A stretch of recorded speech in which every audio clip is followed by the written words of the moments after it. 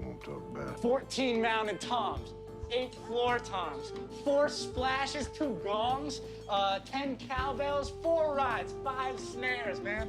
A rototom rack. And it's all mounted on my infamous quadruple kick drum system. Hello everyone, I'm coming to you today from Steve Maxwell's drum shop in Manhattan, the last remaining independent drum shop in all of New York City, and a particularly appropriate place to be talking about drum set notation. One of the most common things that people say to me when they are handing me charts for a gig is something like, "I'm sorry, I'm not sure if what I wrote for you makes any sense, I'm just no good at writing drum charts." And it's okay, I understand. Writing music for drums is a bit of a foreign dialect compared to a lot of other instruments, and it's something that's rarely taught well. It also feels a little bit intimidating to learn on your own. There are all these weird note heads and weird symbols, and everything has weird names, and do drummers even read music anyway? But don't worry, I'm here to tell you that it's not as complex as it seems, and with a few clear guidelines, you'll have drum set parts that will be as clean and crisp as an October day. The basic traditional concept for writing drum set notation is centered around using strategies that visually group like elements together. Therefore, by definition, differing elements will be visually distinct from one another, making the music easy and quick to read.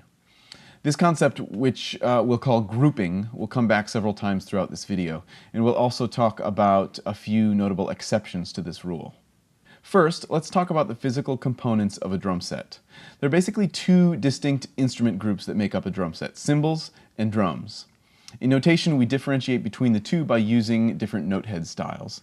Drums get traditional rounded note heads, and cymbals get X-shaped note heads. This is our first example of grouping. You see an X, you know it's a cymbal. You see a standard note head, you know it's a drum. There are other types of note heads as well, usually reserved for auxiliary instruments or alternate techniques, but today we'll just focus on these 2 specific styles. Okay, so we know that there are cymbals and we know that there are drums, but within each of these 2 families there are a variety of different types of each, and they all perform specific functions within the kit. So we need to understand where and how to represent each element of the drum set on the staff. Take a look here at the Percussive Arts Society's drum set notation key. This set of designations has become pretty standard in modern notation, and if you follow it, you can be pretty certain that any drummer reading your part will interpret it the way you intend them to.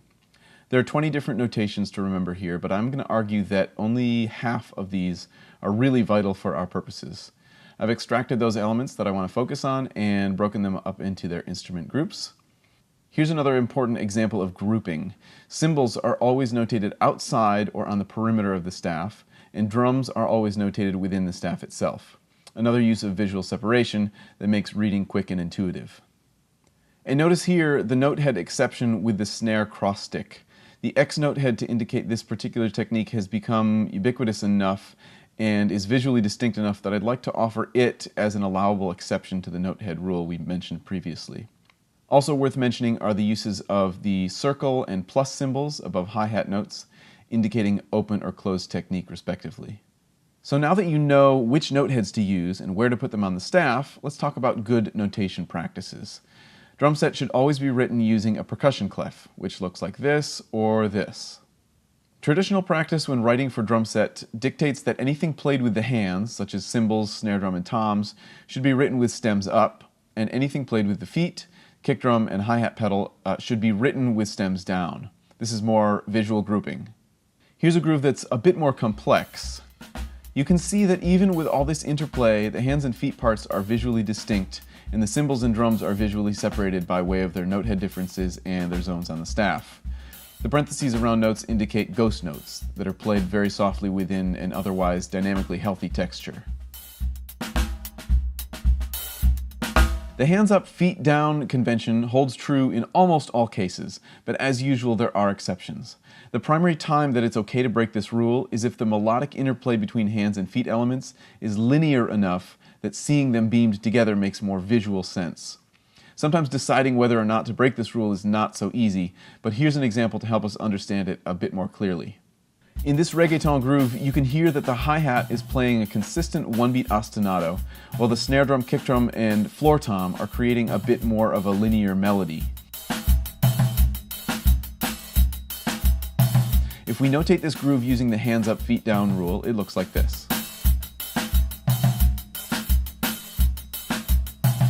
All the notes are in the right places, of course, but if we move the snare drum and floor tom to beam with the kick drum, you can actually see what the composite groove sounds like. So keep in mind that most of the time, hands up, feet down will work well, but if something looks awkward to you, it will probably be awkward for a player to read, and don't be afraid to break that rule. If you're using notation software, and you probably are, you should always use exactly 2 layers. Typically, in most software programs, layer 1 will default to having stems up, and layer 2 will default to having stems down. There are very few instances where more or fewer than 2 layers will be appropriate, but as always, there are exceptions, and readability should be our top priority. Take a look again at that first groove that we looked at. I want to illustrate a couple of common mistakes that people make often in working with layers.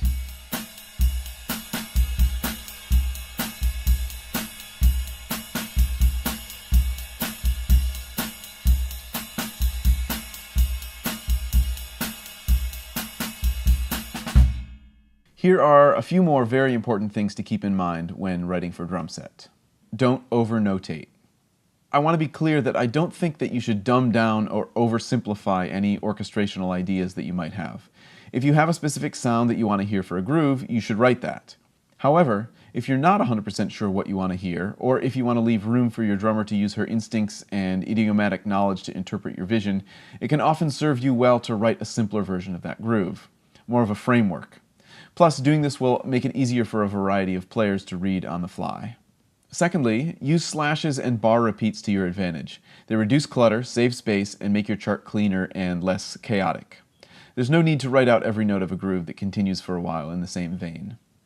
Use slashes to say, keep doing this general thing, and use bar repeats to say, repeat this bar as written. You can also use a 2-measure repeat symbol to indicate a verbatim repetition of a 2-measure phrase.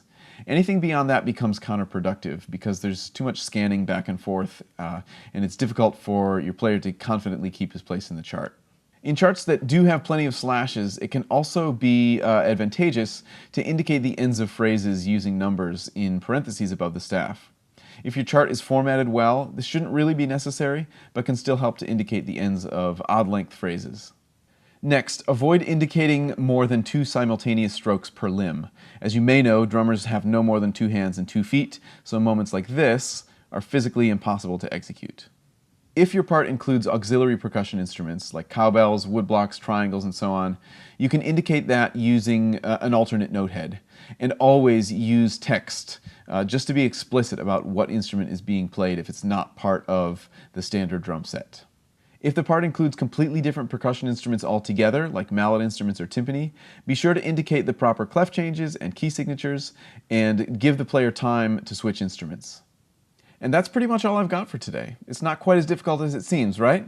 If you want to go a bit further and more fully inform your drum set writing, I'd encourage you to take a lesson or just call up a drummer friend and ask them to sit down at a kit with you. They can show you what parts of the kit make what sounds and give you a sense for what types of things are possible and sensible to execute.